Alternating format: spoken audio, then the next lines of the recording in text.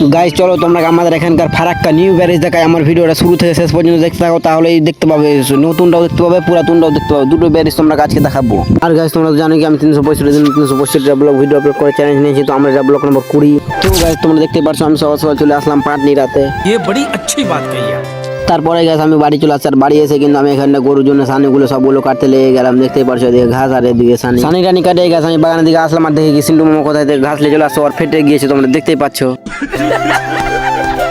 তারপর আবার আমি হাঁটতে হাঁটতে মাঠে দিয়ে চলে আসলাম, যেগুলো পাট নিয়ে দিয়েছিলাম সেগুলো ঘাস ছিল, ওগুলো ঘাসগুলোকে আমি পাশ নিয়ে কেটে কেটে কিন্তু ঘাসগুলো ঝেড়ে ঝেড়ে নিয়ে নিচ্ছিলাম। আর আমি মাঠে দিক থেকে বাড়ি এসেছি, আর বাড়ি এসে দেখেছি কি সেই জন্য বৃষ্টি পড়তে লেগে গেছে। তবুও আমি কিন্তু চলে আসলাম ঘরে জিম করতে।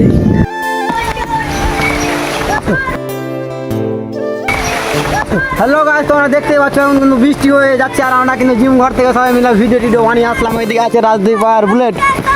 এখন দেখতে পাচ্ছ তোমরা সামনে কতগুলো বৃষ্টি পড়ছে, আর আমরা বৃষ্টিতে কিন্তু এখন জিম ঘর থেকে ভিডিও বানিয়ে আসলাম।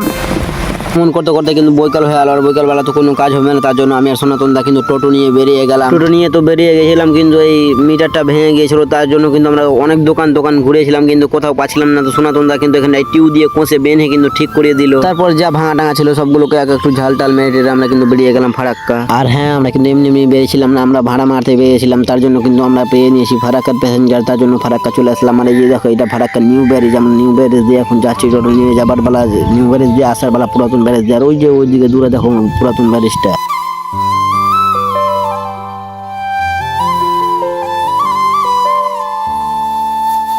তারপরে আসার বেলা কিন্তু আবার আমরা পুরাতন ব্যারেজ দিয়ে আসি। এটা হচ্ছে পুরাতন ব্যারেজ, তোমরা দেখো।